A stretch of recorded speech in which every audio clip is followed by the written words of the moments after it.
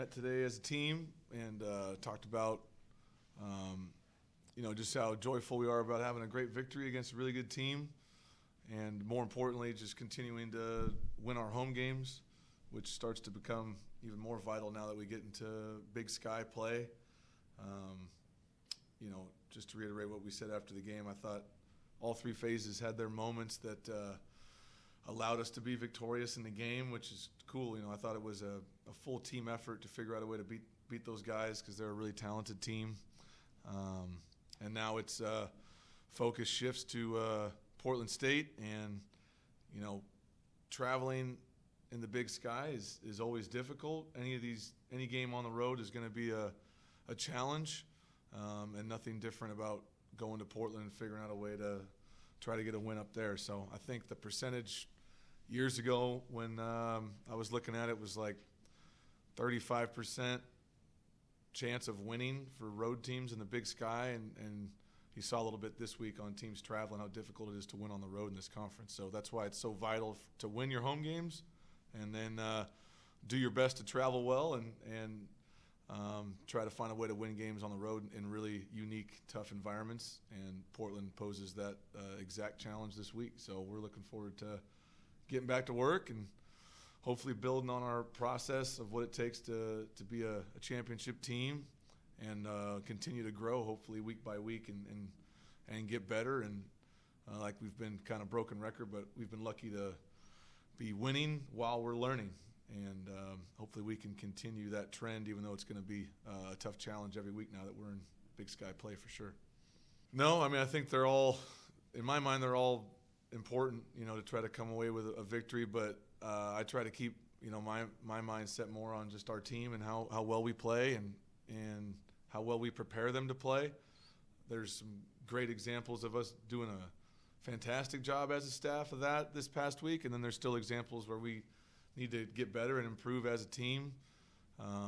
Really happy to win a home game against a really good team and find a way to win a game where clearly they're extremely talented and well coached, and our guys fought and found a way to come out with that win. And I think it took everybody. It took all 100-plus players and everyone involved, from equipment staff down to training room. It's going to take everyone to win games like that. So I thought it was just a true win for UC Davis, program, not just the players themselves. Yeah, I still think he's really had, a few rough quarters this season. But if you look at the season as a whole, what you saw the other night for the entirety of the game is really, I feel like, how he's played most of the season. He's just had some tough quarters. I think obviously the play against Southern Utah and the Cal game in the third quarter. But really, other than that, I feel like he's been extremely focused and dialed and has really led our offense the way that we would want the quarterback to do that. It was really fun for me to see the look on his face. I think every quarterback wants, a signature win, something that they can think about from a legacy standpoint. And I think, like I said after the game on Saturday, I think I think Miles has gotten some, maybe some unfair representation from his own fans and the media and people across the country without fully understanding some of the things he's had to go through in his time here. All that has done is made him a extremely mature, focused player, and I think you're seeing that, every Saturday. But for us to be successful, he has to continue to do what he's been doing, which is find the open guy, get the ball out on time, make sure we're protecting the football, manage a lot of things at the line of scrimmage, which he did tremendously on Saturday. A lot of stuff at the line of scrimmage that we had to do to manage that defense. So he made a lot of checks at the line for us. And just his overall confident level, I thought, was really high. And I think just his preparation during the week and how Coach Shelton and myself, get involved with him has been fun to watch him grow. So expect him to only get better as the season goes, and as his confidence grows, I think you'll continue to see similar numbers every week. I think we talked about Friday night, Scott, that these guys will probably come out with everything they got early on. They're a really good team. Everything that they had coming into the game was extremely, they deserved it. They deserved everything that they got. And so they came out and hit us in the mouth for sure. There were some things defensively and offensively that caught us off guard a little bit, and that shows their staff and what they're capable of. I thought we did a great job as coaches and players of adjusting in-game on the sideline and getting to some things that maybe weren't even in the game plan that we thought would help us. And then we were able to claw our way back. And, I think it's been a Davis mantra for a long time that we're always going to play really hard when we're ahead and we're never going to give up when we're behind. And that was a great example of both, I thought. I think, you think about after 5 games, like what have we learned about our team? I think we've learned that there's still a lot of things we got to get better at. But the one thing that's been consistent through all 5 games is that we are going to fight. Like this team is going to compete. And at the top of our pyramid that we show every single day is, competitive greatness. And that's a real beacon of UC Davis football and has been for a long time. We are going to compete with whoever we play against. And they've shown that every single week. I think they've also shown their ability to adjust and adapt to the game, which good coaching, number one, by our staff to be able to have those adjustments at halftime and come out in the second half with good plans. But also the players have to be able to adapt to that in-game and be able to give good feedback from the field of what they're seeing and be able to go to the iPads and go through a drive and talk through things that we need to get to. I think our staff and players have done a great job of adjusting in games to that. And then we've talked for a long time about winning football, what it takes to win games, and we're doing a lot of those things and winning the turnover battles and winning the middle eight of a football game. Last week, was scoring touchdowns in the red zone, which we hadn't done, and then Idaho has to settle for a field goal a couple of times and goes for it on 4th down and doesn't get it. And you can see how in close games that those are the things that'll come back to get you. So I think we're learning what it takes to win football games, which at the end of the day is what we're all trying to get done. So I think the biggest thing about this team is we are going to fight whoever we play, and we're going to compete for the entirety of the 4 quarters and try to figure out a way to come out on top at the end. Well, I think they've always been, in my opinion, a talented program that poses a lot of threats every single game. I think from a support standpoint, I think they have had some issues there. I know from my standpoint, I'm always rooting for them to support that team and support Coach Barnum because I do think he's a great coach and has done a good job at that program. I think, as a new head coach, going to like Big Sky meetings with the head coaches, it's people like Barnum and Coach Houck at Montana, and Coach Lamb at Northern Colorado. These are guys I really look up to, and I think he's done a great job for a long time there. So I expect the team to be extremely well prepared. I expect them to be confident that they can play well. As for the, being at Hillsboro, that kind of shows the Big Sky travel, right? Like you're going to some really unique venues. Every team's got their own unique spin on that, and you got to be able to overcome that as the traveling team to play your best in whatever environment it is. So whether it's in Hillsboro or on the red turf or, in Grizzly Stadium there in Montana, every single venue poses its own threat, just like we're trying to create here in Davis, So I think Coach Barnum does a great job. I think the team there is really talented. I think they pose a lot of issues, and we're going to have to play really well to go out there and compete with them. So we're up by 11 points. Late in the 4th quarter, I thought we had really done a great job of taking a drive and eating, 4, 5, 6 minutes on the clock there, which was really our hope. And I really felt like at that point, 31-17 versus 28-17 is not really going to change much within the game, whereas 35-17, I think, puts us in a position where we got a stranglehold on the game. In those situations, we always talk as a full staff, making sure everyone's comfortable on the same page. So talking with Matt about, hey, we might go for it here, talking to the O staff about what we like.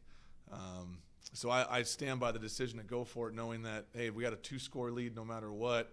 If they go down, they're going to have to kick a field goal and get a touchdown with a 2-point conversion. And if they score a touchdown on the first drive, they're going to have to go for 2 and get that. So either way, they're going to have to do a lot of things, which to their credit, they almost did. So I stand by the decision to go for it. Hate the play call. We had we use a lot of times we'll use our 2-point plays in those short yardage scenarios. That was a play we had practiced for multiple weeks. Felt really good about the scheme behind it.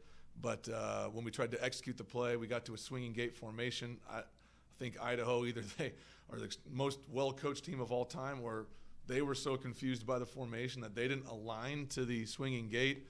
So in reality, if we would have just thrown the ball over to Miles, he probably gets a touchdown. They have nobody over there. But our thought was they would move over with the swinging gate, and then Land would have a kind of an RPO opportunity with our best player. Our line got misaligned.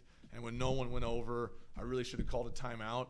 I was probably overthinking saving timeouts just in case we had them for the end of the game, which did help us, on the onside kick and things like that to have the timeout. But really should have used the timeout there. Not the look we want. Let's come over and make sure we got the best 4th and 2 call. And that was definitely a mistake on my end. Love the decision to go for it. Hate the play. Yeah, basically everyone to the left is ineligible, except for the quarterback who's on the ball. All those players are supposed to be on the line of scrimmage. And then we put an eligible player as the snapper, who's the end man on the line of scrimmage on the other side. So Trent is snapping the ball. He's eligible. And then the 3 players to the right of him are eligible. And we run basically a sprint out rub concept where Land can throw it to 2 guys or he can run it, and for 4th and 2, feel good about him being able to do that if they move everybody over with the O-line. It should be the same as ours, right? Like the numbers should match up. They should send their guys over with the line, and then it's 4-on-4 or whatever to be able to get it done. And it was 11-on-4 at that point, which even Land can't overcome. Yeah. In the previous times we had run that play at other places I've been, it's been the quarterback getting the snap, and it's been the running back over with the lineman, and that had triggered like, hey, we'll throw the screen out to the running back if we get the numbers. We had decided that Miles not being the most fleet of foot, that in that scenario he's going to have to outrun somebody. We'd rather have Land there, and he throws it just as well as anyone anyway. And so our thought was not to have Land throw a screen to our slowest guy on 4th and 2, which would have been Miles in that spot. So we definitely needed to think through more of what happens if they don't align to the swinging gate, which had never happened. But those are the things that come up sometimes in football games that you learn as a coach. But I think the cool part is, hey, we're all in it together as a staff. Did not go well. All right, it's time to rally and try to get a stop and win the game that way, which we were lucky to eventually do. Yeah, Zach was the player of the game for us defensively. He played every single snap on defense, which is pretty tremendous for a guy at that position. I thought he was just relentless in his pursuit of the quarterback throughout the night. But, yeah, I was really proud of the defense there. We talked during the drive, like before the drive started, just reminding the guys, like, listen, when they score, they're going to have to go for 2. So even if they do get a drive together, detach from the result and just know it's going to take one play to win the game. So when they scored, it was nice to have an extra timeout in case we wanted it. But in reality, we've done that situation in practice numerous times. We've talked to the defense about what to look for on 2-point plays based on where they align the football. Usually it's going to equal certain plays. So once our guys saw all that and we liked the call, we didn't need a timeout, and I thought they executed it brilliantly and made it a throwaway at that point, which is really awesome. So just really good execution by the defense after giving up that drive. Detach from that result. Let's have one great play and win the game. And then, yeah, so we had a timeout available, which was the good thing for not using the timeout, I guess, for the crappy 4th and 2 play. But we wanted them to line up, see where they're going to kick it. And the 2 guys that we trust the most are Kavir and Land, and I would trust those guys with my family, right? So in that spot, we came over after the timeout, and as we were discussing what they were going to probably do, Kavir, in his leadership and humility, said, hey, Coach, I think we should put Land over there. And, all of us were kind of taken back, and Land even looked at him like, are you sure? He's like, yeah, I want Land to be there. And so we put Land there. I think what doesn't show up too is Sam Batu's on the front line, and Sam gets run over by 2 or 3 guys to keep them from getting to Land. And so everyone executed that really well. And I think it was a great kick. And but I just think it great sign, just a moment of Aggie pride right there, right? That is, if you're looking for like what defines it, that's it, right? Humility, teammate. What's best for the team may not be what's best for me. And I don't need to shine here. I want to win the game. That's what makes Kavir Kavir. No doubt, I think we're doing a much better job as an administration as a whole of trying to create a really fun place for people to come to the game on Saturday. And I think in the past, it's really been family-oriented, which is great. We don't want to lose that. How do we create a place where students want to come on a Saturday night and enjoy themselves and become part of the team with us? And the first 2 games, we've had a really good turnout from our students. And that's just going to have to continue for us to create the environment that we want. And I still think we can do a better job of getting the other side of the stadium filled with season ticket holders and things like that. And how do you get that done? You got to win games, right? You got to win football games and create a product that people want to see and be a part of. But I'm going to continue to bang on the drum that we need the support of our community. We yearn for the support of our students, and we need the support of our alumni. We had, I think, 40-plus guys from the 1980s era that came out to that game. That was awesome, right? And so if we can get more support from everyone and make this environment feel difficult for our opponents, then I think you can create some winning streaks and create a place where it's tough, and more importantly, a place where our guys feel really, really safe and empowered to go be their best.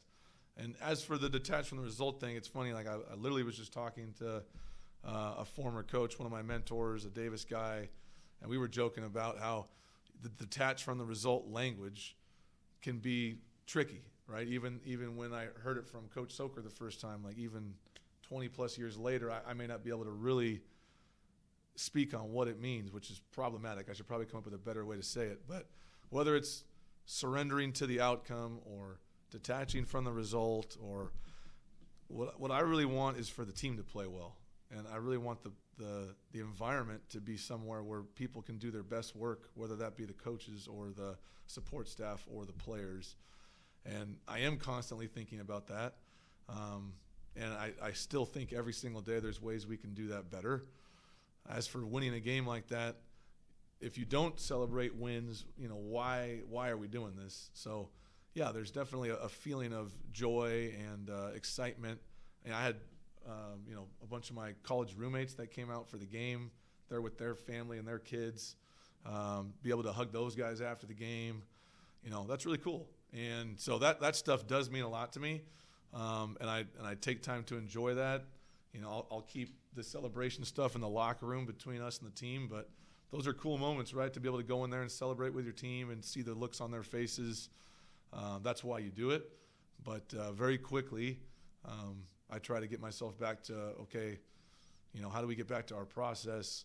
How do we thrive in that process so that our team continues to improve? Because if we don't improve, we will have wasted what we did the other night, which was set ourselves up for the possibility of great things. But with 7 games left of Big Sky play, our road is still very long and steep, and we're going to have to do a lot of great things going forward to take advantage of the moment that we created on Saturday.